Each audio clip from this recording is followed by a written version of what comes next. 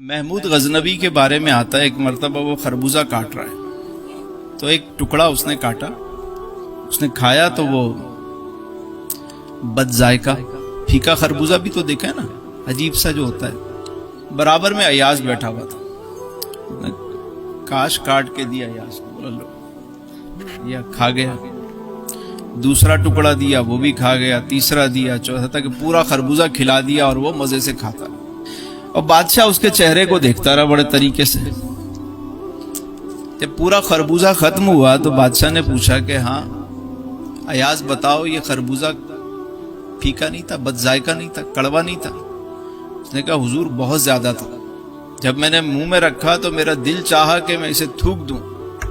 کہا پھر تمہارے چہرے کا رنگ نہیں بدلا، تغیر نہیں آیا چہرے پہ، چہرے کے ایکسپریشن جو ہے وہ میں دیکھ رہا تھا، کہیں کوئی تبدیلی نہیں آئی؟ تو اس نے جو جواب دیا نا وہ سننے والا ہے۔ اس نے کہا بادشاہ سلامت، بات یہ ہے کہ پہلے جب میں نے منہ میں یہ رکھا، میں نے کھایا تو میرا دل چاہا کہ میں اسے نکال دوں۔ پھر مجھے خیال آیا کہ یار یہ تو بادشاہ کے وہ ہاتھ ہیں، کبھی ان ہاتھوں سے مجھے ہیرے ملے، کبھی جواہرات ملے، کبھی موتی ملے، کبھی نعمتیں ملی، تو اس وقت تو میں نے منہ نہیں بنایا۔ آج ان ہاتھوں سے کڑوا خربوزہ کیا ملا کہ میں منہ بنا لوں؟ سو بس یہ خیال آتے ہی میں سارا جو ہے مزے لے لے کے کھا گیا۔